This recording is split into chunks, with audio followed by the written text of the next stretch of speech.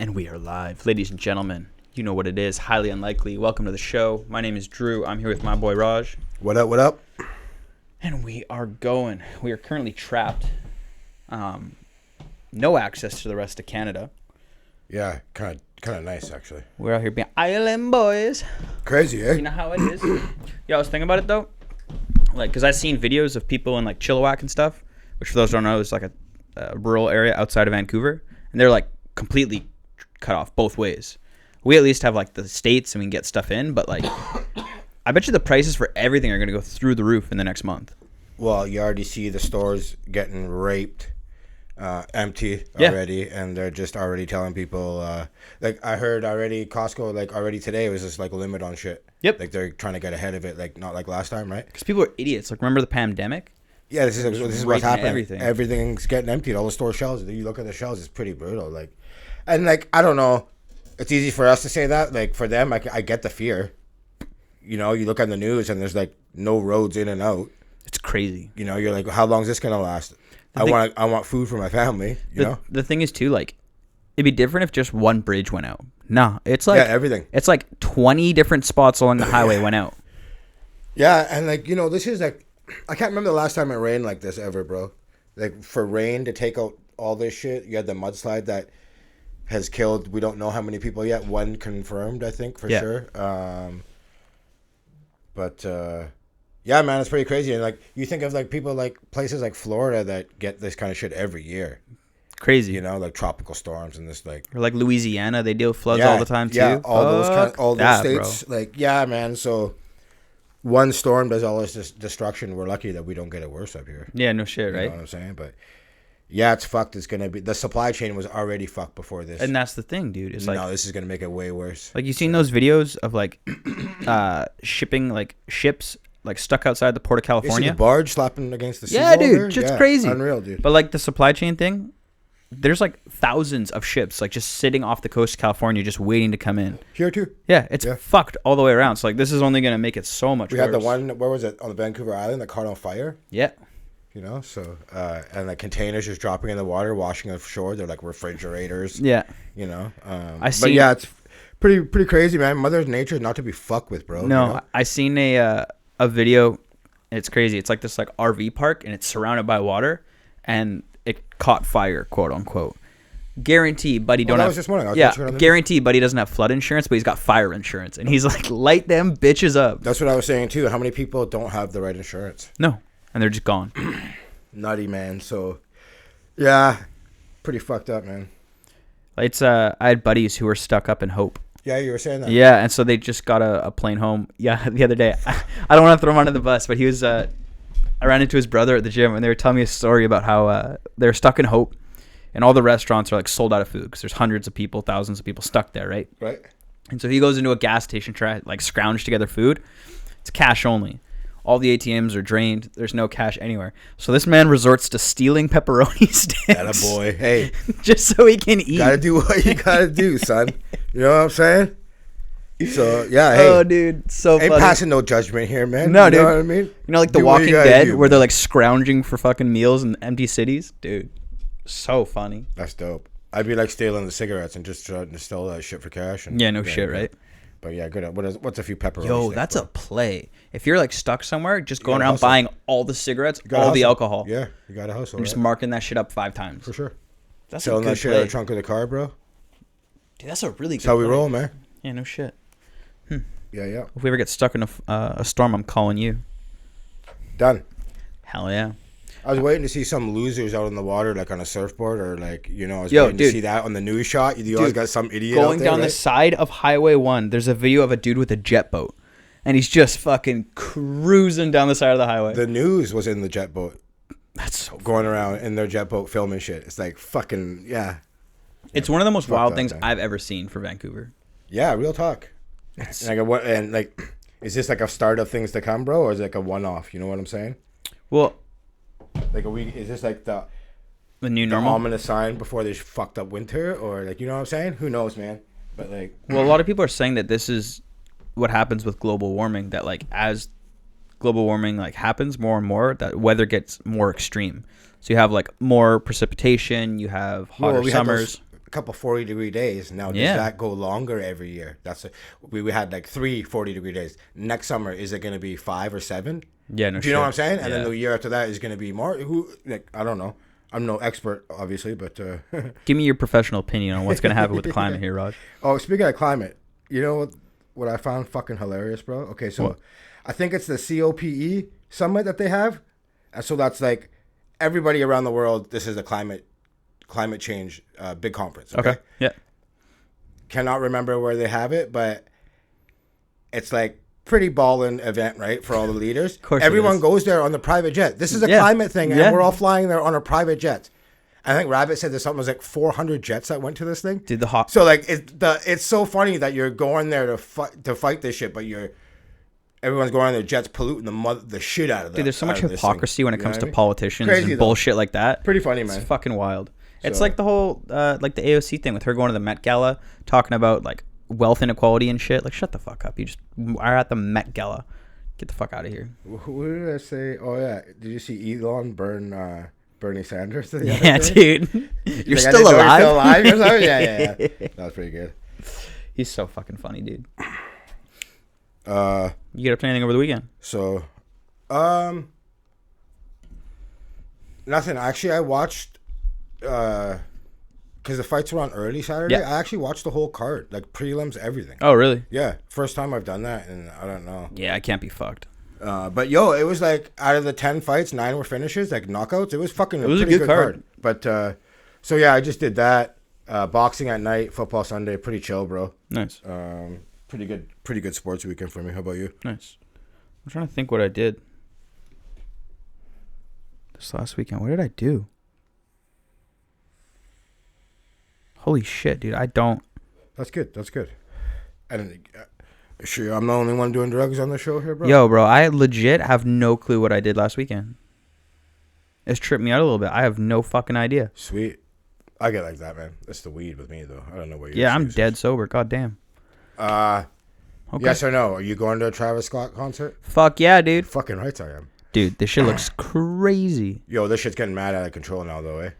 Dude, there's like couple 9-year-olds that died, like a bunch of kids, hundreds of people injured, like crazy shit. My fucking notes here. Okay, so what's your opinion on who, like, obviously the public's blaming Travis Scott. He's getting canceled, pulled from Coachella, pulled from a bunch of other events. He's not gonna get canceled. So, but do you think he has some blame, partial blame, no blame? What's your opinion? Well, if you've been to a Travis Scott concert, you know this guy incites this kind of behavior. There's been multiple concerts that he's held where and I don't know if he did it at this concert, so I'm not saying he did. I haven't seen any videos that he did say this, but there are multiple videos going online where he's basically telling these guys to go hard and turn up. It's like expected going into a Travis concert. One guy got pushed from a balcony in New York. And, I remember that. He's partially paralyzed. And, like, he was... I'm just trying to find it here, sorry. He ended up making it on the stage and leaving in a wheelchair. But, like, there's about 4 or 5 shows online that you can see him kind of, like...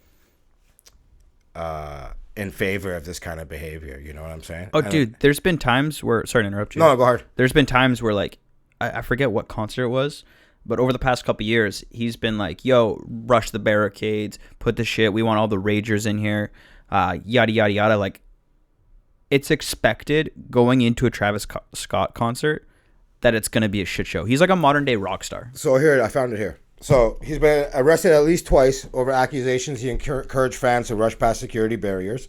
4 years ago, a young fan suffered injuries that led to paralysis in Manhattan, which I just talked about. In 2015, he talked to GQ, and he said that he likened his live performances to WWE events. He's like, we don't like people who just stand around. This is a no-stand zone. 2015, Lollapalooza in Chicago. The police arrested him and charged him with disorderly conduct. Only after a few minutes, he was encouraging fans to jump barriers. Pled guilty.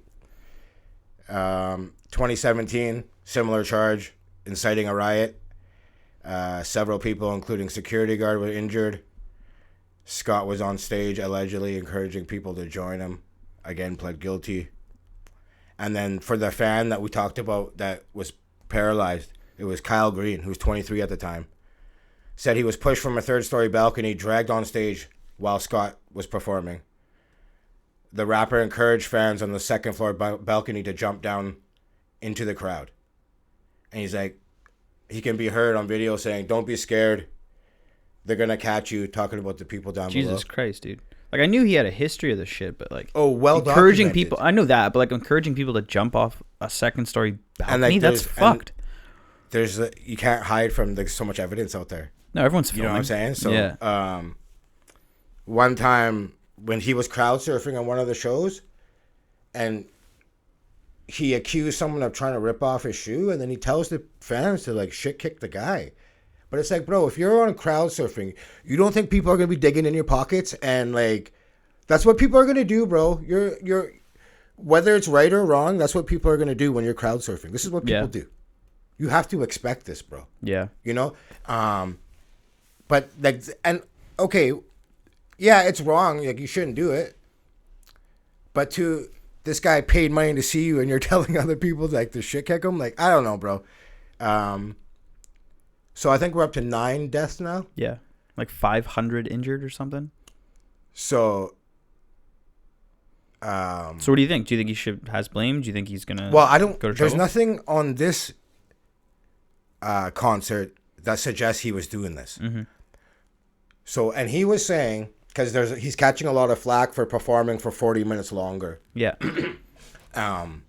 He was saying that he didn't know. And like, and I gotta believe him, because he says he didn't know the severity of the situation. You gotta think how many concerts this guy has thrown in his lifetime. How many times have you just seen people just pass out? Yep. People pass out all the time. Yeah. So he's probably like, oh, another maybe passed out from excitement or dehydration, whatever the case is. Hey, I'm telling you right now, it's not excitement. It's drugs Whatever or being it is, dehydrated. Though, he sees it all the time. So what if he was like, oh, just another guy passed out? You know what I'm saying? Now, I know he's catching a lot of flack because I guess afterwards he went to like Dave and Buster's with Drake. It was a private party and shit. That's a tough look. And dude. But also apparently when he found out that people died, he left. Okay. So like, I know everyone, they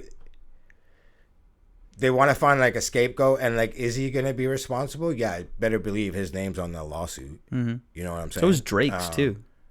Oh, it's everybody. Yeah. And it's just going to stick. Hopefully it sticks to whoever. Yeah. You're going to charge 100 people. And if 2 land, okay, those 2 are, Yeah, you know. exactly. So that's how they're going to play it. I think, sorry to interrupt you. No, go ahead.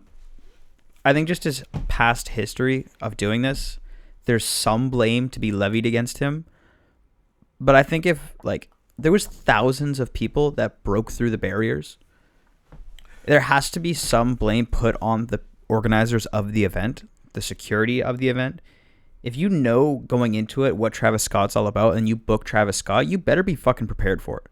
And I'm not saying that, like, he has no responsibility or no blame, because he does.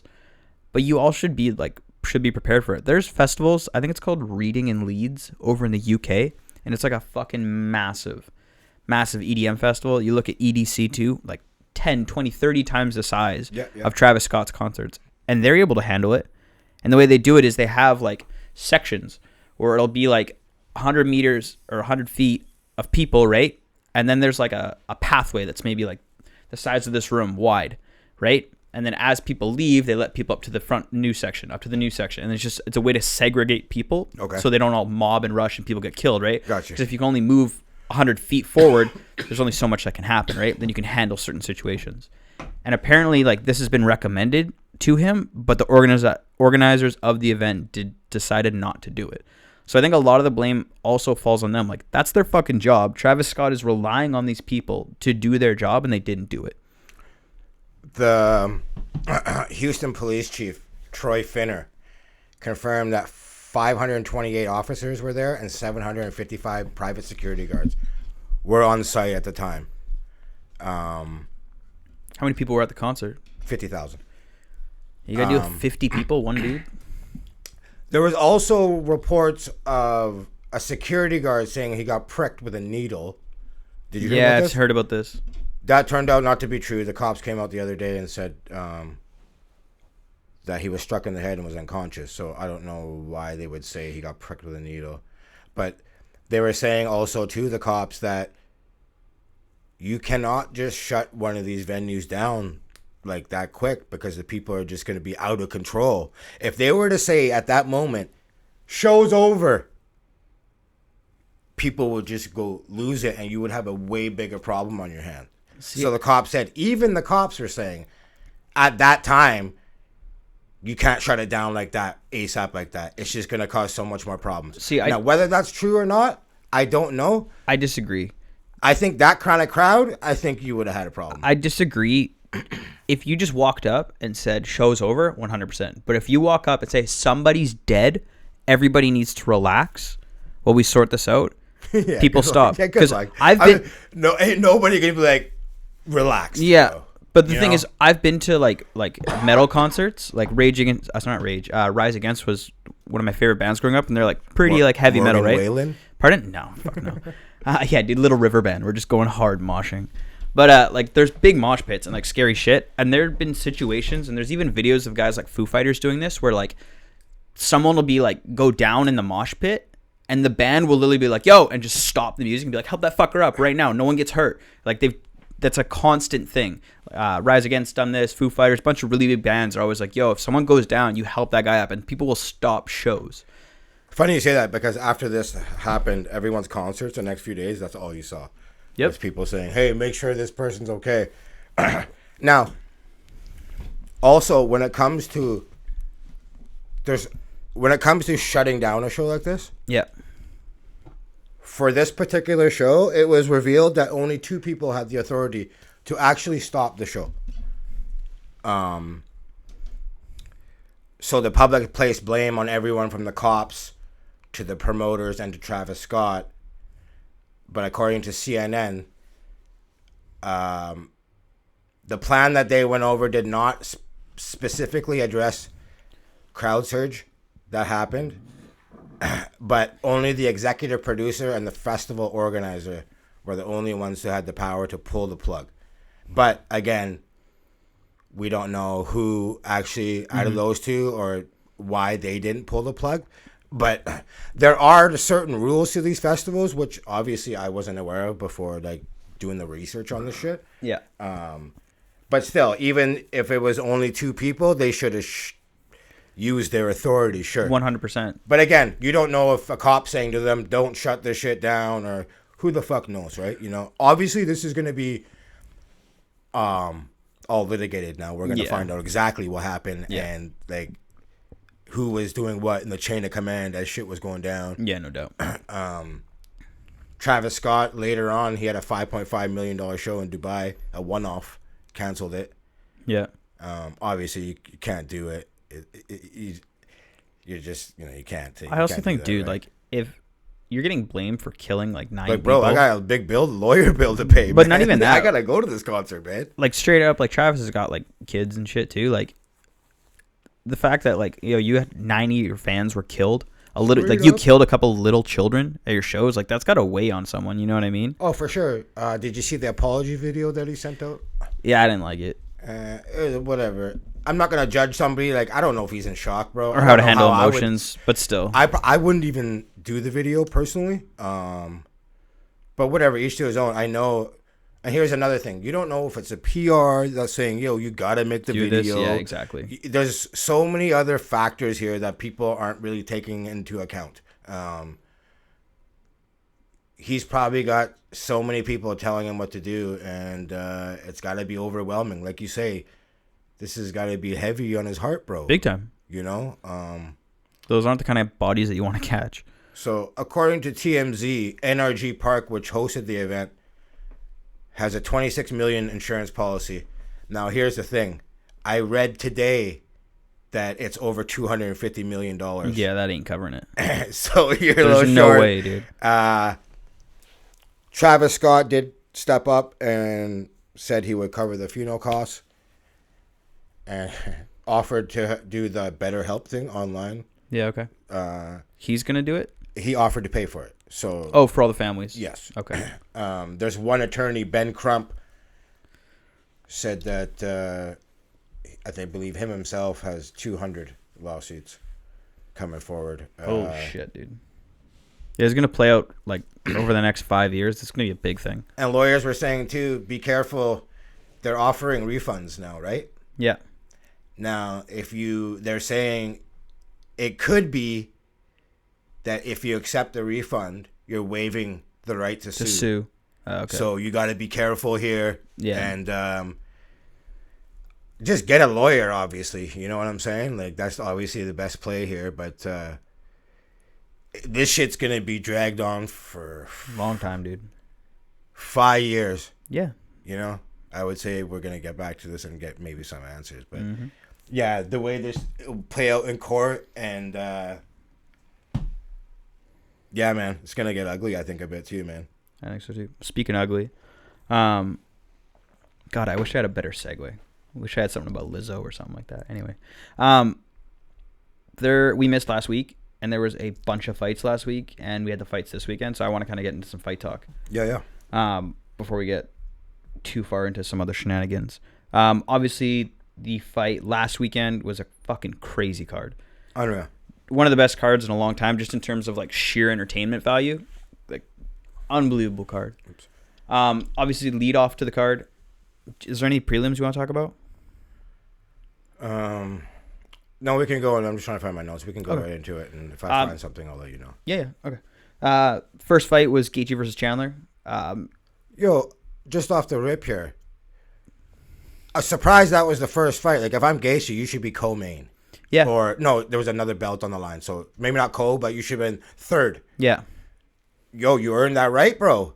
See, you know what I mean? I don't know. And UFC is like, yo, we're going to put this fight first, and it's going to fucking just set it off the charts. And it did. Like, holy fuck. Dude, bro. I think it's so smart because I guarantee they have, there's a lot of people who don't end up purchasing the fights until, like, the third fight or the co-main or the main. You know what I mean? Right. And so their advertisers, the people who advertise with the UFC can obviously see that. But if the UFC says, yo, we're going to put good fights right at the start so people buy the pay-per-view right from the fucking jump, they can charge more to their advertisers. Right. More eyes are going to be on them is my thought process. Right.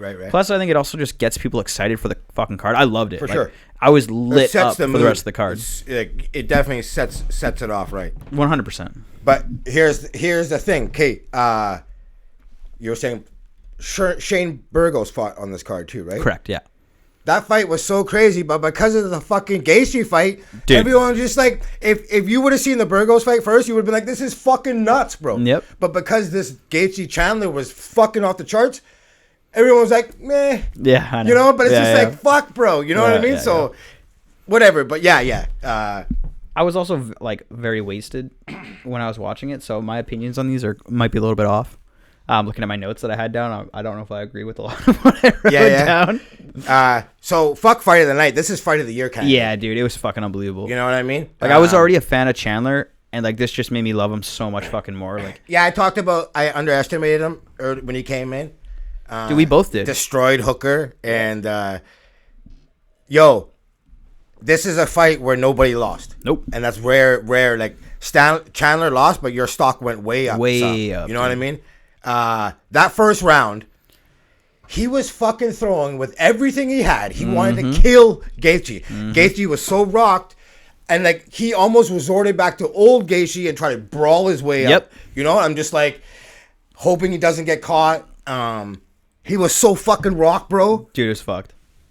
So, Gaethje came with the leg kicks. As you do, right? Bro. As you fucking do. He is so fucking good at these. And then the crazy thing, yeah, after like 2 leg kicks, Chandler was already having to adjust. There's nobody in the UFC that like can do as much damage on as few kicks as Justin Gaethje. A lot of people have to put in a round, 2, 3 rounds, and then you start to see dividends on the leg kicks. Justin hits you with 2 or 3, and right away you're fucking off that leg. It's crazy. I give him credit. Kept coming forward. Yep. He's like, fuck my leg. You know? And like, yeah, how do you not love that shit? You know, that's just all heart, right? So good, bro. I loved Gaethje landing the multiple uppercuts that just fucking cut open Chandler, rocking him, and that was like probably one of the best rounds of the year. Yeah, 100%. You know what I'm saying? Second round, you had Gaethje just dropping Chandler with the uppercut, and I just don't know how this guy just, like I said, keeps coming back and still He's swinging. coming back throwing bombs. Still son. swinging, dude. Like, didn't give a fuck. Finally, Gaethje had better head movement as the fight went on. I found that Chandler slowed way down. I also found that like Gaethje was actually, and this has got to be credit to Trevor Whitman, Gaethje was actually rolling with the shots that Chandler was landing, whereas Chandler was just straight up taking them.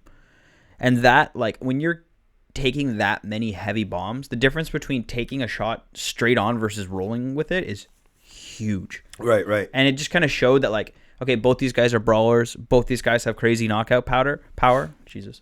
But Gaethje's just technically a better fighter. And it showed it. But fuck, it was close, dude. So fucking close in that first round. Well, two had a 29-28 and one had a 30-27. I had 29-28. Yeah, so I gave Chandler the first. Oh, 100%. And then Gaethje from there. Yeah. But yeah, man. So Gaethje now 5-1 in his last 6. Chandler is now 1-2. But like I said, big things to come for him still, man. See, the thing is, like, I agree, but I also disagree. Oh, that exciting fight? He's not going anywhere. No, I know he's not going anywhere, but he's in a fucking tough spot now. Because, like, they're probably going to throw him someone like Islam next. And Chandler versus Islam, like, I love Chandler, but Islam's fucking rolling through him, dude.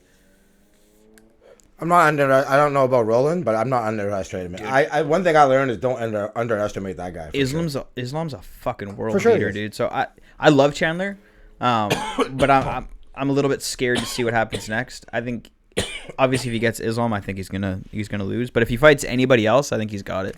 I think he's bought himself some time with this fucking performance. And I hope so. The way this guy fights, I think this won't be the last of him. No, for sure. He'll be putting on some, and like, yo, we know. If you're an exciting fighter, you can stick around a long time, dude, bro. Max Holloway, Donald Cerrone, Nick Diaz, like fucking Jorge Platinum Mike Masvidal. Perry. Yeah, dude. Just because. So and those guys and make like Chandler's better than him, bro. So he could stick around even. And I don't even think he's gonna lose a lot. But if he happens to, I think he's so exciting. He's gonna stick around, bro. And to add to that too, like you look at guys like Connor, like Masvidal, like Nate Diaz. Like those guys are, even though they're not champions, they're exciting. They make more money than almost every other champion. Sorry, yeah, than I every think Chandler champion will be fine. Like if you're exciting and the fans love you, you have more leverage than a lot of champions do. So I think he's going to be good, but I don't see him getting back to the belt anytime soon. I would love to know, like, how much his followers and shit went up. Like that kind of sure. Those analytics. Yeah. Like I would like to know that because definitely they did, right? Yeah, 100%. What about the Rose Weili? First of all, I see Weili. I'm just like, she could fight Frankie Edgar. Yeah, dude, it's funny. God fucking damn, bro. It's funny because like we had talked about Weili fighting Henry Cejudo, and now they're training together. So I want to know what those rounds are like. I want to know what the sparring rounds are like, how they match up wrestling wise. Like, fuck, she's jacked, dude. So this fight went way different as we kind of expected. We knew it wasn't going to be a fucking head kick knockout this time around, right? Yeah. Super slow start for Rose, though, I will say. Yep. Weili was doing good with the leg kicks. Good in the clinch, taking her down. Like, she got off to a good start. Now, one thing Rose really good at, making adjustments. Back it up for Zang almost got the rear naked on her, too, there. Yeah, it was close. But, yeah, Rose started fighting from her distance, which was a big key. You know, totally turned it around, fought on her terms. She started taking Weili down. That right there, like that ability to make, like you're saying, adjustments, I think is the difference between like a champion and someone who's just a really good fighter. For me, Rose's like biggest, like, I don't know about this, was always her like mentality. Because her ability to tough it out, because she's been through some mental stuff where she's had to take breaks and whatnot. So, like, she's obviously just as skilled as any other fucking fighter in the world. But it's always like, okay, can she hang in there mentally? And to go in and lose round 1 and lose round 2 and then come back the way she fucking did, taking her down, like, that just speaks to her like, yo, she's got this shit on lock. She's going to be champ for a while, man. like that takedown in the 5th sealed the deal. The step in, dude, so clean. Beautiful. So yeah, much credit to Rose.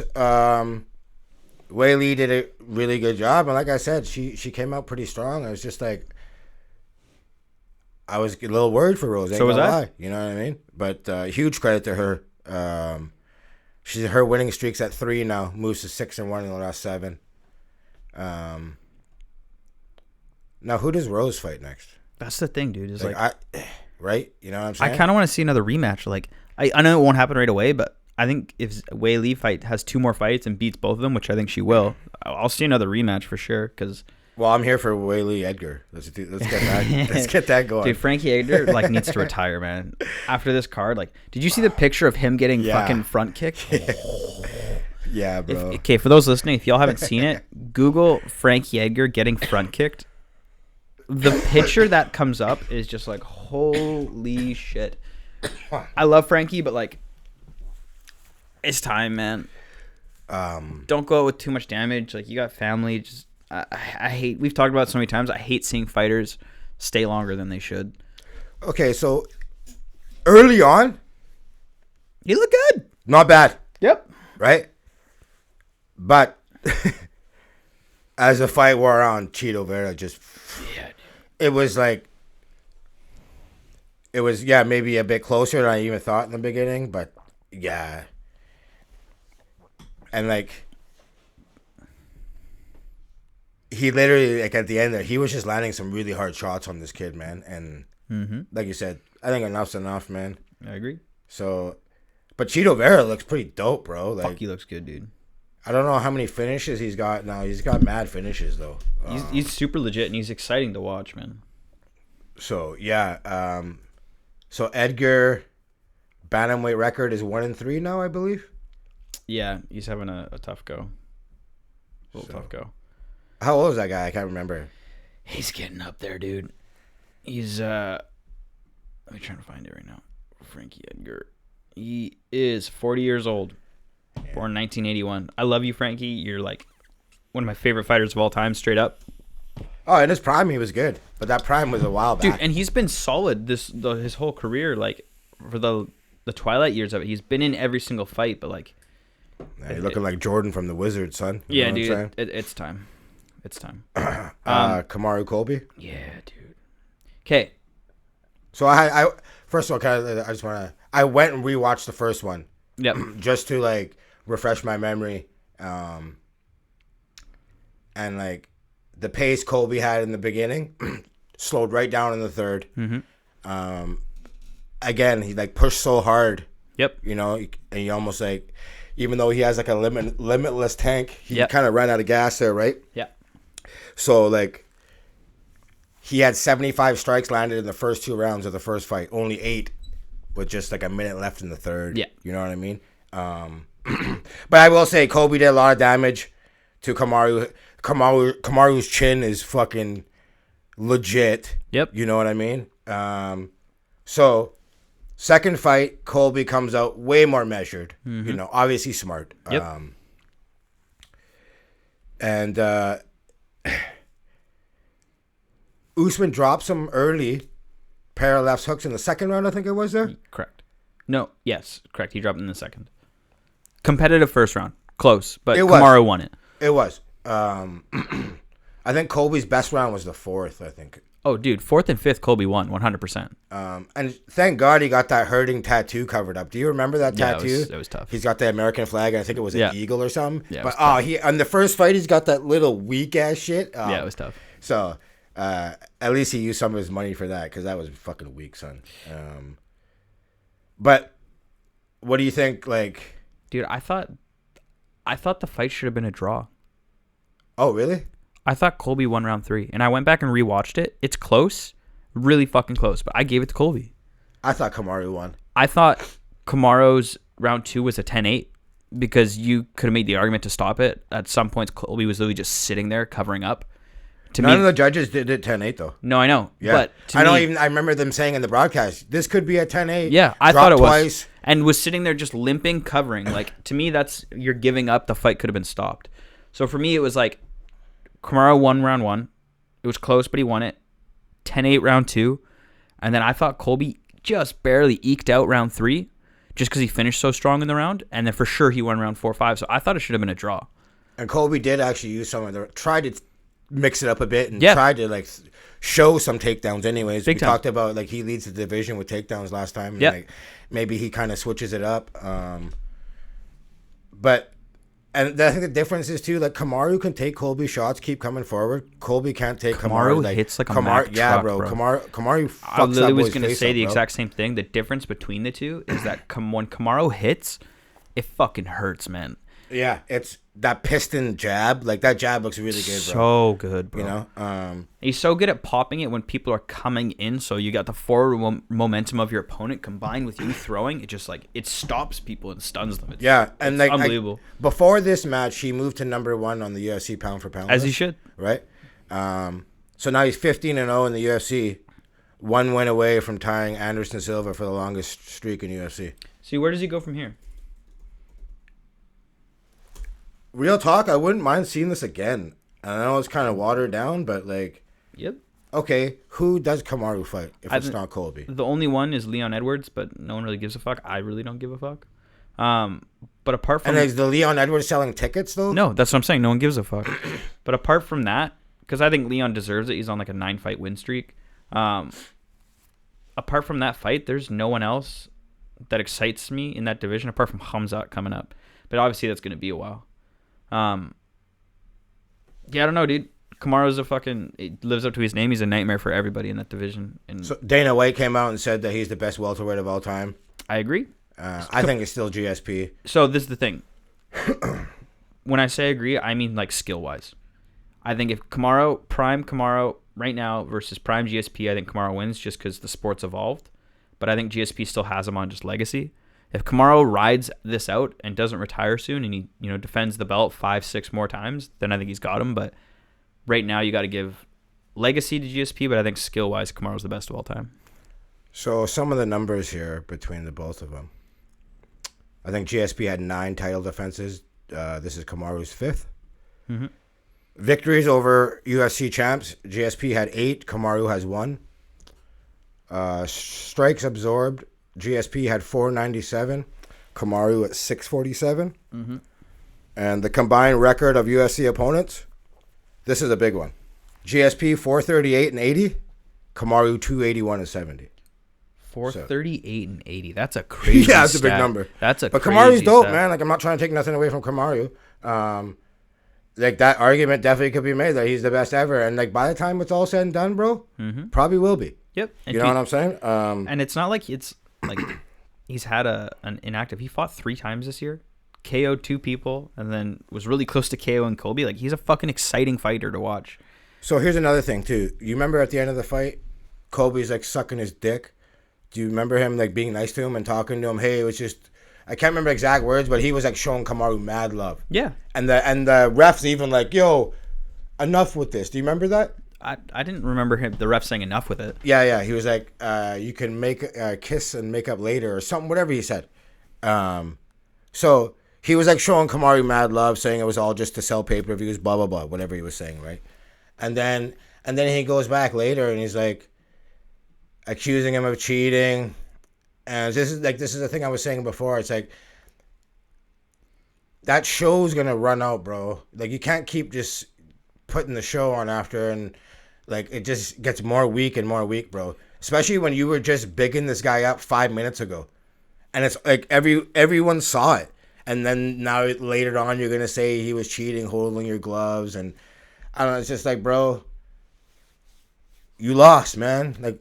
You know, just you lost. It was a good fight. You lost, bro. See, but I think Colby knows that, and I think like this is what, like I see that happening, and I think exactly what happened is exactly who Colby is. Colby, in his heart, is a good guy, and so in the ring after the fight, straight up, dude, it's all love. This is all a shtick. Love you, and then right after the fight's over, and he's back in the press conference, he's got to go back to his shtick because that's how he makes fucking money. Yeah, it looks corny when you lose twice to a guy, and you're saying he's cheating. Don't like that part, but like. This is what you gotta do to make money. It's what you gotta do to make money. Yeah, I know, but like, I don't know. We'll see. You should go over to WWE. You know what the fucked up That's thing the is? play, though. That's what I was saying last time. I think so too. That's definitely the play. Whenever he hangs it up, Yeah, that's the play for sure. I think he can make some good loot there for sure. The thing that's fucked about Colby, and people kind of don't realize this or don't really think about it, and don't give enough credit because of his whole attitude. Colby is 16-3. He's lost twice to Kamaru Usman. His only other loss came really early in his career. I'm just going back right now. It was his third fight in the UFC.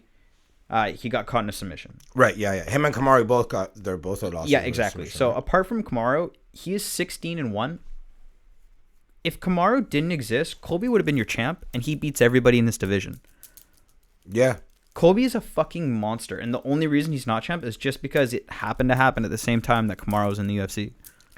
I don't know. Like I said, I wouldn't mind seeing one more out of it, even though he's 0-2. Usually I don't want to see if it's 0-2, but I think that's just the most exciting fight. I think so, too. I'd love to see a Colby versus Jorge Masvidal just because the presser and the build-up would be hilarious. He talked about that after, too. I think it'd be so good. Another thing, too, during the Rose fight, the cameras go on Dana White, and he's watching the Canelo fight. Dude, I thought this was so good. So they ask him after. Yeah. Yo, Dana, did you pay for the fight? Yo, I didn't see that.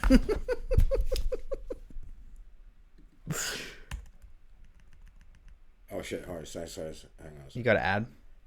No, I got to turn their fucking volume on. I didn't see that. All right. I watched it ringside. Did you pay for it? Yes. Okay. But that right there. Yo, it's so good. Don't bitch that people are pirating your shit. Good, bro. When you're worth hundreds of million, yeah, and you won't even pay for the Canelo fight. Fuck you. I don't want to hear you bitching that people are pirating your shit when you just got busted doing the exact same thing, man. So shut the fuck up, man. Yo, you know that clip is gonna be replayed and posted on his Twitter or in response to the UFC every time there's a presser, every time something gets posted on social, they're gonna play that exact clip. But that's like, funny. If you're doing it, bro, don't bitch about it. You know what I mean? Oh, that's so funny. Shut your fucking mouth, man. But yeah, I thought it was pretty comical. You see the Canelo fight going on. Rose is on her back. And you see fucking Dana watching the Canelo fight. Which, lasted a lot longer than people thought. Yep. We talked to you. What was he a favorite? Minus 1,000 or 1,100? But it was something stupid. But shout out to Caleb. His defense was pretty good. Was never really hurting Canelo, but it was way more entertaining than I think people thought it was going to be. Yep. We talked about it a little bit last week before the fight that Canelo is legitimately making a case for being the best boxer of all time. And he is doing it very fucking convincingly. How old is Canelo? I'm not sure, bro. I don't think he's like past 35 yet. No. Hell no. I think he's right around 30. He's 31. I would guess 31, yeah. So Canelo has another probably 4 or 5 years because he's in wicked shape of being in his prime like this Canelo, and then he's probably got 2 or 3 of just like 90%. Well, he's got all the belts in the super middleweight. Now does he go up? That's the thing is, if Canelo wins out the rest of his career and he keeps hunting down fuckers like he's doing, I think he goes down as the best boxer of all time, man. Like, it's fucking unbelievable to watch. He's so goddamn good. I don't know about all time, but he's definitely in the argument. I think I would still give it to Floyd. Floyd's defense not to be fucked with. I agree, but I'm saying like if Canelo wins out the rest of his career. I wish he would have fought Floyd when he was older. Yeah, Floyd was smart to get him when he did because he wasn't the guy who he is to now. But that's what Floyd does too, though. So, yeah, no, he's definitely. Okay, look at I this. think he's fighting again. I can't remember who he's fighting. I just seen it the other day. So Dude, he's this is fighting the again thing, soon. is Canelo is so fucking active. He's 31, and he has more fights than Floyd. Yeah, Floyd was very selective. He's fought 60 times, and he's 31. So he probably had more fights than Floyd in his career when he was 29. Like, Canelo is unbelievable, man. Like, people don't... I think he's starting to get the credit from, like... he's obviously gotten the credit from the hardcores like us, but I think just people around the world are starting to recognize, like, yo, this guy is... We're watching history. He's arguably the GOAT, and in my opinion, if he wins out, he will be. One last thing about the UFC 268. Yeah. So there was a grand total of 1,973 significant strikes landed, a new single event record. Mm-hmm. And this was their 5th show in MSG. Yep. So This is the 4th highest gate that they got and 8th highest in UFC history. Dude, imagine going to New York and watching a fight in the Garden. The real winner of UFC 268? Trevor Whitman, bro. Oh, dude, 3-0. Kamaru, oh, bro. 3-0. He was tricking off those hoes that night, dude. Dog. Vegas Strip with a fat bankroll. Let's go. Whitman's just tricking off these hoes for sure, bro. So, yeah, no. What a night for him, though, for sure. Big time. I was looking before the event, too. There was a bunch of people posting, doing the Whitman parlay. Oh, yeah? Yeah, and it was like, I think it was like 8-1 odds, too. So it was like good odds. It's worth doing, man. Who's a better coach than him right now in the UFC? Yeah, he's definitely probably top dog, right? Hard to argue against that, man. It's really hard. There's obviously a couple guys. There's probably half a dozen guys right there, but dude, his fighters, you can't argue it. They're too good. The Max Yair fucking brawl. Fuck, dude. I didn't watch it in person. I just watched it today. Fuck, bro. Me, bro. That was a good fucking fight. Unbelievable. Again, Yair throwing everything that first round, too. And, like, goddamn Holloway, bro. We talked about mentality, man. To get chopped up like he got chopped up, his legs beat up, he took a shit kicking, his rib, you see that welt on his rib, like just beat up. I've never seen Max beat up like that, like in a long time, apart from the he was taking Dustin some Poirier, shots, like Poirier fight. But in one round he was beat up and he just comes out and he just pushes and just takes it to Yair. And credit to Yair though. He was throwing and connecting and was in the fight the whole way through, man. Oh, it was crazy. Like it was good. You had Holloway cutting him there in the first round, at the end of the first round there. Yeah. The middle rounds went to Holloway for sure. Oh, 100%. Even like you saw his groundwork. Switching between mount and the back, riding, like it really good. But like Yair tried to keep that high pace and like, man, like he's got so many like really unorthodox shots. Like he nailed Holloway with that up elbow a couple times. Like, yeah, that's what, everyone likes about him. Obviously, he's like quote unquote like flashy fighter. Big time. Almost, right? You know what I mean? But like, man, was he fucking game. And like, talk about just like standing and banging, son. You know what I mean? He did way better than I thought he was going to do. Like, for those who don't know, he was off for 2 years. And he was having a lot of issues with just like mentally not being there and not being in it. And to come back and put on that performance, we talked like about the Justin Gaethje, one of the rare fights where nobody loses. This was another one of those ones. Yair comes back off of 2 years. Everyone's questioning him. He was like a minus or a plus 800 underdog. And to go toe-to-toe with arguably like the best of all time. So that 2 year layoff you're talking about? Yeah. One of them was a USADA violation. Yeah. We're going to call it 2 years off, bro. They couldn't find him. We're going to call... Oh, they couldn't find him. I didn't know that. Yeah. That's fucking hilarious. So it was an ankle injury, and I'm running away from the drug test. Dude, it was the Mexican Rocky Balboa, bro. Allegedly. Running through the mountains in Mexico. That's what that was about. So that's funny. Yeah, but yo, much props, man. You had Holloway with the standing guillotine. Yep. And just like, yeah, like, you don't ever really get to see Max's wrestling, ever. You know what I mean? He hasn't had kind of good to see that side of him. He hasn't had a submission win since 2015, I think it was. It's been a minute. And he's good on the ground, man. Nothing phases that guy either, bro. Dude. Even like the shots he was taking, like everyone else, I'm thinking is going down. He's got a chin, dude. For sure. I want to ask you something. Yeah. I obviously thought, and I think you agree to correct me if you don't, but I thought Max won the last fight against Alexander Volkanovski. So did I. Okay. After watching this fight, I don't think Max beats him if they have a rematch. No. I think Max is starting to slow. Jesus Christ. Like you? Slow like you? Yeah, big time. Show signs of slowing down. Yo, these wars got to take something out of you, bro. Dude, I genuinely think so. So, after watching him get hit... Sound like you were in a couple. Fucking Rocky Balboa over big here. time.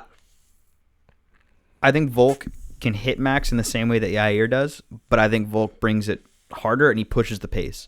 So, if they have a rematch, which I think they should because I think they're 1-1, the other two fights, I had Max winning going into it. This one, I don't, dude.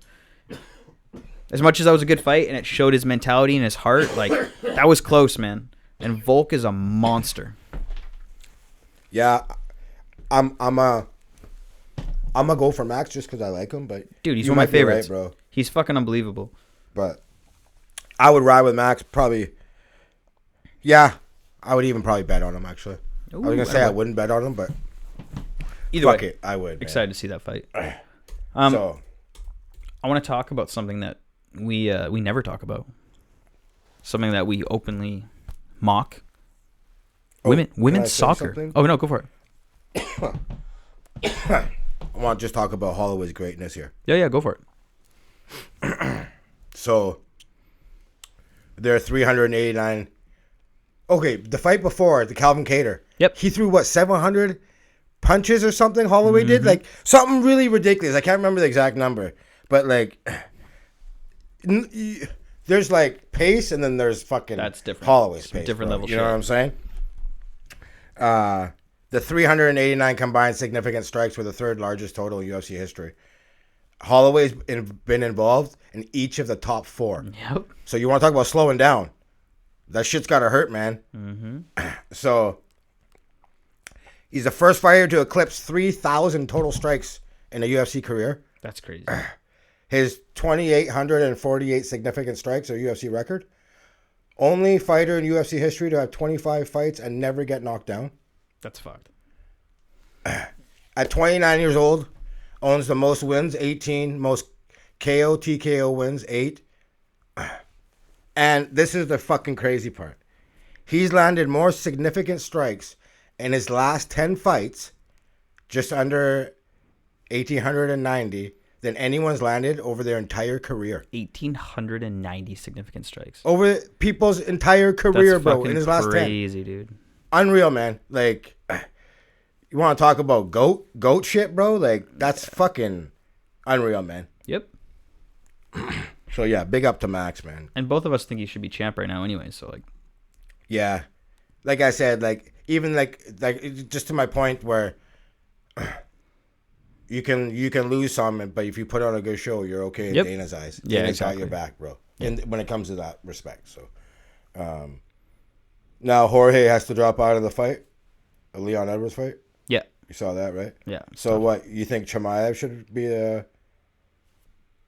candidate to replace him? No, Leon Edwards pulled out. Oh, did he? I didn't hear that. Yeah, he straight up pulled out. How come? They couldn't find a fighter for him? No, Or did he just pull out? I think he's just like, yo, if I'm not getting a title shot or Masvidal, I don't want it. Really? Which, to be honest with you, I don't blame him. I would have been here for the Chimaev. Fuck. Dude, as fans, 100%. But I as thought as that Leon was going to be the play there, bro. But as Leon Edwards, man, like I get it, dude. I genuinely get it. Yo, they're going to meet up soon enough because Chimaev ain't going to be stopped for a while. So. No, 100%. So that's fucked up, though. You would think you would want the pay too, though. You've been working this hard, like. Let me go make my money, right? I kind of get it, though, man. Like, it's risky. Masvidal is obviously a huge fucking payday. Arguably one of the biggest draws in the sport. So I see that, but... Another guy, too. How many? He's got like 15 losses or something? Big time. But... Everyone loves still, him. Yeah, Street right? Jesus, you know what bro. I'm saying? So, he's fucking Jorge. Everyone's here for him. You know, some guys, the fans don't care what the record is. Nope. You know, so... But yeah. What else you got, dog? I was saying before, talking about something that we do not ever talk about. Oh, yeah, what's that? Women's soccer. Oh, what's going on there? I have... Because I'm definitely not following. One of the more wild stories I've PSG? seen in a long time, bro. Tanya Harding shit, bro. Shit, bro. Yeah, I know Okay, what this you're is... talking about. Do tell. Absolutely fucking crazy. Okay, I don't know why. Why? Fucking New York Times, bro. Shout out to Nancy Kerrigan. Locking out. There we go. Got that incognito, bro. Okay. For those who don't know, Paris Saint-Germain, Paris's club. Stellar club. Unbelievable. One of the best in the world. And right now they have got Messi. They have Neymar and then Mbappe, which is a crazy big three. Arguably one of the best of all time. Big three-wise. Their women's club is fucking stellar, too. Super fucking good. All right. And so, Paris Saint-Germain women's player, I'm going to butcher this, but Aminta Diallo. Not bad. She was someone who was playing center and she'd been playing center over the last 2 years. But 6 months ago, they brought on another player, Kiara Hamaroy. Yeah, Hamaroy. And basically, Hamaroy was recently signed and has taken most of the playing time away from Diallo. And so basically, this girl's the starting center. New girl comes in, basically knocks all her time. She's playing second fiddle, barely getting any minutes. Yeah. So, practice. They have this practice. Everything's fine. End of practice. Diallo basically says to Hamaroy, hey, you want to ride home? I'll carpool with you, right? So they get a ride home together. What a sweetheart. Right? Yeah. Super nice girl. There's even a third girl in the car too, right? Just lovely carpool. Love that. They pull up to to Hamaroy's house, or Hamaru. I'm going to call her Kiara. To Kiara's house. Yep. And right before they make the turn off, a couple guys in masks stop the car, jump in front.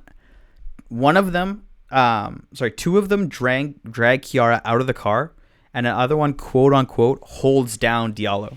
Okay. So Diallo's screaming, putting on a big show. Right. The other two guys take a metal pipe and beat the shit out of Kiara's legs. Not any other part of her body. Galooly shit, son. Not any other part of her body, but just her fucking legs. I like it. They leave her on the ground. They obviously call the cops, the whole thing. Everyone's freaking out, super scared. The security around all the girls 24/7. They're requesting this. Week later, cops come in and arrest Diallo. She had paid these guys to beat the shit out of the girl who took her starting job. Savage. I like it. Unfucking real, dude. Talk about dedication to the craft. Dude, 100%. I like it. I'm like, as a coach, I'm like, yo, you're committed, dog. Like, you're going to go to those lengths to get playing time? We need to play this girl. Fucking crazy story, though. I bet you all the opponents would be scared of her. They're all running away from her. Buddy, they just trot that girl out onto the field and starting lineup. This might turn out to be good for PSG. They just might be, like, slaughtering everyone. Everyone's just horrified of it, yeah. That's crazy. That's pretty nutty, though. Dude, that's one of the craziest just sports stories I've ever seen. You know that figure skater in the Olympics. That's what happened, right? The story's Tanya Harding nuts, and dude. Nancy Kerrigan. Yeah, that's some G shit. I like it. I'm here for it. That's some competition. You know, like in the NFL, we always talk about you can lose your job to injury. Well, you know, looks like she got injured and lost her job, man. I don't know how all the other shit happened, but fucking crazy. Yeah, well, I wonder what the punishment's gonna be. Oh, dude, she's going to jail. There's no way she's not.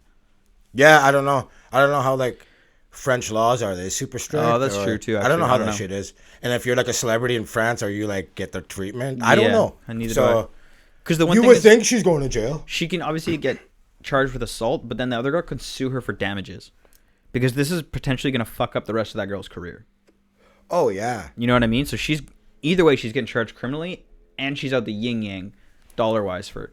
One thing I don't understand: how the fuck do you think you're going to get away with it? Yeah, well, this is why it's so not ridiculous. a very well thought out plan. No shit. Probably Snapchat ordering the hit. Oh, I bet you when they go through this, I bet you there's text messages. Oh, everything. Like if you're this stupid, I guarantee. She probably hopped on FaceTime the whole bit. Bro. Yeah, just straight dry snitching on themselves. Man. Yeah, no shit. 100%, dog. Fucking wild story. Though. You got anything you want to talk about? Yeah. Did you listen to the Kanye interview, bro? No. I've seen some highlights of it. Wild. It was a two-parter. The first one was more wild. With Kanye, you know, you're gonna get some crazy shit. You know, you're gonna get some fucking big takes. You know what I mean? That's just like Kanye, right? You know what I mean? But it was actually kind of dope, like to see him in this kind of atmosphere. You're not gonna get this kind of interview from any other outlet, right? Yeah. You know, so. They went over a bunch of shit. They talked to him about if he would do a versus against Drake. And they were basically saying to Kanye, because of his catalog, he could really only go against Jay or Drake. Yeah. They have the catalogs to match each other. And he's like, he would never go against Jay because he's the boss. Yeah. And he was like, it's actually kind of true, though. He's like, I would need like 4 people to go against me. And it's like, yo, real talk, dog. If you want to talk about rapping-wise and then production-wise. And just also like just bangers, club bangers. Bro, this guy's got bangers. hits on hits on hits, right? So, obviously he said he would body Drake. you know, and it would That's be got good verses, bro. oh, dude, it would be fucking for the culture, bro. It would be historic, man. I've seen them like posting on social media, hanging out together and shit. Yeah, James Prince made him fucking do that shit. Shout out James Prince, but yeah, he went to Drake's house there, and they're putting on a concert to free Larry Hoover. We'll get to that later on in the interview. So here's some of the wild shit he was saying. So he later went on and said, worst thing he ever did was sign Big Sean. Yo, right? That's fucking throwing shade. And like he was like, when I die on my tombstone, it's gonna say I deserve to be here because I signed Big Sean. Really? Like, this is how Holy shit. Contempt he has for this guy, right? I don't even know if that was the right word. Yeah. Whatever. So obviously asked to elaborate. Again, he repeated, the worst thing I've done is sign Big Sean. Now, if you know the situation, when Kanye was running for president, Big Sean, I don't know if it was like I don't know if he exactly spoke out against Kanye, but I know he didn't speak for Kanye. Yeah, right? that's what I think it was. And like, here's the thing. I kind of agree with Kanye here at this point because he's like, yo, I put this guy on. Like, I would never bite the hand that feeds me. Like, if some guy put me on and I don't agree with it, I'm just going to not say nothing. You know what I mean? Yeah. Like, I get where Kanye is coming from. I get and not I know saying how nothing I to am. bite the hand that feeds, but dude, you're going to slander a guy for not voting, supporting I don't even Kanye think- for here's the thing. president? This Bro, is he said Kanye- slavery This wasn't is true. Kanye, bro. I get it, but I'm not saying I agree with Kanye. You know what I'm saying? So, like, his perspective might be a little bit different than everybody else's. No shit. You know what I'm for saying? sure. And even Big Sean addresses this because he's like, yo, I'm getting mad fucking text messages when this interview, dude. when the shit was released, right? He's like, I can't wait to go on Drink Champs. But yeah, so anyways, he goes off about that. So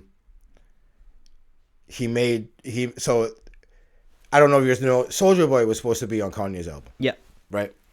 And then when the album came out, there was no verse from Soulja. Yeah. Kanye didn't want it on his album, right? So he was asked why he chose to leave it off, and he was just like, oh, you ain't hear the verse? Meaning it was mad trash. That's why he left it off, right? Everyone's laughing and shit, right? And he goes on later and says, I'll tell you what, though. Soulja Boy is the future. So he like kind of disses him and then gives him like a backhand compliment, I guess, right? So he's like, yo, Soulja Boy's top 5 most influential. I'm not going to argue with you guys. And fucking Soulja Boy didn't fucking obviously handle that well. He ends up fucking going off. For sure he does. Now, there was like, he reached out after and like the text messages were released that basically about the mix up about the song not being on, blah, blah, blah, blah, right? So I'm surprised Soulja Boy got so much play in the interview, to be honest. But anyways, Yeah, no shit. So we know when Ye came up, Common was signed to his record label. Mm-hmm. Common is a fellow Chicago guy. So they asked him who was better, Talib Kweli, who Ye used to hang out with Common, or Common. And then he's like, Common's 1,000 times better than Talib. And then he like really goes in on Talib. And like, I don't know. I think this again has to go back with the whole Big Sean thing about the presidential shit. Mm-hmm. I'm almost positive that's what it's over. Talib must have said something. He's like, he's 1,000 times better. Everyone knows Common's better. He's like, this is what he says. He's like, he goes in on Common a little bit. He's like, the only thing I don't like about Common is that he works for the Democrats. He's like John Legend ass ninja. Because again, John Legend spoke out against Kanye. Big Yeah, time. so this is the thing. You speak out against him, I guess if he's like, if he feels that he helped you in any way and you speak out against him, he's got a problem with it. Yeah. Whether it's right or wrong, that's how he feels, right? Yeah. Clearly, because he keeps digging on these guys. And he's like, if you take the average 99% of people and say, do you want to be Kweli or you want to be Ye? Most people are going to be Ye. He's like, what are you talking about? He's like, So don't give me no advice. He's go open a book and read yourself to death, he says. Talib's always got them, thinking raps and shit, right? Yeah. You know what I mean? So, John Legend, Big Sean, big sellouts. They ask him about... So he said something like... About... He has, like, no home. Like, some Elon shit, right? Mm-hmm. He's like, I just go around and stay at people's houses. Dude, wasn't he living at the Raiders Stadium for a little fucking while? New Orleans. Yeah, he's doing some weird I shit. heard he was paying something like $1 million a day. A night, and he lived in some little, like, dorm, shithole. yeah, little dorm shit. But to him, he's just like, he doesn't care about, like, the possessions, he's saying. Weird. Right? So, he's like, I think he said, if I remember correctly, he's going to be going to Elon's house to stay for a few weeks. Really? Like, I guess he just goes and stays at all these billionaire houses. Like, huh? What a free ride that is. That's pretty dope. You know what I'm saying? But,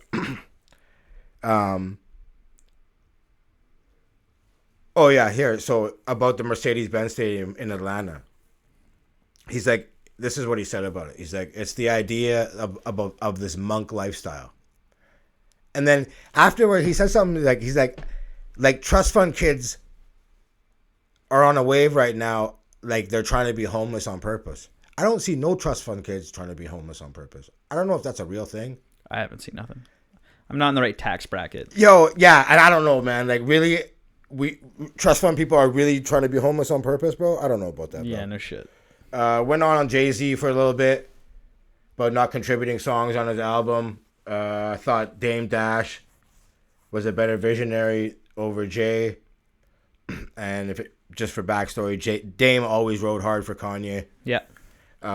One dope thing I thought too was, okay, so we all know Yeezy, the Yeezy brand. Mm-hmm. So Beanie Siegel, for those that don't know, was signed to Rockefeller when Kanye was, and Beanie actually gave him the nickname Yeezy, right? Really? So Kanye apparently was like, for giving me the name, I'm gonna give you 50 mil plus a certain percentage in his company. Okay. 5% or something like that. Okay. And I think Yeezy did like $2 billion last year, right? Yeah. So that's pretty dope. If that's like, dope. Yo, you don't have to do that. And Beanie's like not doing that well. Yeah, I never even heard of him, bro. 50 million, bro. You know what I'm saying? Did he actually pay it though? Not that I've heard of yet, but apparently it's a go. So who knows? Kanye's got the bag too. He does. So, you know what I mean, right? And here's another thing. Like, we talked about Connor a while back about he lives his life by the money's the most important. Yeah. And it just seems like Kanye does too, because he just mentions it's like, bro, we get it. You're a multiple billionaire, bro. Mm-hmm. Congrats, we get it. You don't need to say it all the time. No, I agree. You know what I mean? Like, it's just like it gets corny. And it's a huge accomplishment. And like society as a whole, this is how we judge people, right or wrong. Everyone's going to look at the Forbes list. It's the first thing you do. Yes or no? What do you do? What do you do for work? Who's on how much you make? It's who's on the list the of richest, whatever. Yeah. This is how we judge these guys. So to him, maybe he sees it as, I know this is how you judge everybody. That's so you got to judge me up here. I don't know if this is how he actually thinks about it, but this is just me, picking his brain or whatever. But he always like, he's another guy that always throws that in your face. Like Jay never says it. Yeah. Yeah. But whatever. It's like, it is a huge accomplishment, and I don't want to because, if I was that rich, maybe I would be like that, and I would tell you guys how rich I am all the time. Yeah. I don't know. You know what I mean? But I think if you come from the hood, like Kanye did, and you have his upbringing. But he wasn't even that hood, because this guy went to art school. His mom was like a teacher. But his mom, okay, I guess so. You know what I mean? Like, he didn't come from like the hood like a lot of these guys, right? So, anyways, so Big Sean, like I said, Big Sean and Talib both said that they see Kanye recently. Didn't have this energy when he seen him. Of course not. He wasn't saying the shit to his face. So, is it publicity stunt? Who knows, right? He went at producer Just Blaze saying he just copied him. For those of you who don't know, Just Blaze contributed a big time to Rockefeller, big time producer. He took the high road and just like, I'm happy for him and his success. I'm good where I'm at. Yeah. Didn't even dignify it, which was like, how grown-ups supposed to do, right? You know what I'm saying? Yep. Jay came out and was like, basically kind of wrote for him is like everyone sees things through their own lens. Basically like saying, well, Kanye saw it in one way, maybe not everyone else saw it that way. And maybe that's like a nice way of saying it, but like, I don't know. You're not perfect either. Like, he done a lot of fucking foul shit too, right? Yeah, 100%. You know what I'm saying? Like, and like to drag people, it's one thing if you don't agree with like whoever, but to like take shots at him and whatever. I mean, it made for a great interview. Like, don't get me wrong, but like, just like you say, you put these guys on. These guys were there for you too at one point too, right? You know Yeah, what I mean? 100%. So whatever, maybe he's hurt. I don't know. Like, you know what I'm saying? But it obviously rubs him the wrong way. So yeah, I don't know. Second part was more about now. So Larry Hoover Jr. He is a guy from Chicago. Now I don't know if you know who his dad is. Larry Hoover. He's like the leader of the Gangster Disciples, Chicago street gang. No. So obviously huge legend in the streets, right? People to this day still calling him out. So he's serving, I think it was like 200-year sentence. Jesus Christ. In the most secure prison in the United States, ADX in Colorado. Okay. So it's like Supermax. So they're trying to get the dad out of jail. So the interview, the second part of the interview kind of touched on that and where they are with that, whatnot. It's gonna be hard to get that guy out of jail just because he's even to this day he has so much pull, and like they don't want guy to have that much pull. Yeah, you know no what shit, I'm saying? right? Even if this guy's like turned over a new leaf and whatever, and by all accounts he has, but what he did was like so ruthless back then. It's just like, and like even now he could go on the streets, and even if he tried to do good, like I don't know, he just has too much power, and we all know they don't want that, right? No, you know exactly. what I mean? So, I don't know how that's gonna go, but apparently they got all these new lawyers on it trying to fight it. So, stay tuned with that. He said still to this day, Michael Jordan won't meet with him because of that song "Facts" back in the day. He said the Yeezys jumped over the jump man. Yeah. And still to this day, Jordan won't talk to him because of that line. Some petty but shit. we know Jordan to be petty as fuck, right? Mm-hmm. But so is Kanye. So fuck is what it is. Oh, getting back to that Hoover thing, he's like, he said like one of Bill Cosby's lawyers got enlisted to work on the case. I'm like, I don't know, it's not something you really want to brag about, bro. You know what I mean? No shit. But so I don't know. He touched on Kim a little bit. Still calls her his wife. He actually talked about back in 2008. So when he had to go to anger management, we first got declared bipolar. Mm-hmm. He was saying how the anger management coach kept hitting on Amber and would just feed him meds. Really? Yeah. That's fucked. So, yeah, it was just fucked up just to hear him like kind of talk about that kind of shit. And he's like, in his opinion, he was like, the final cutoff to someone, like, if you call someone crazy, that's like the end all be all, and everyone kind of, and like it's like we crazy. all call Kanye crazy.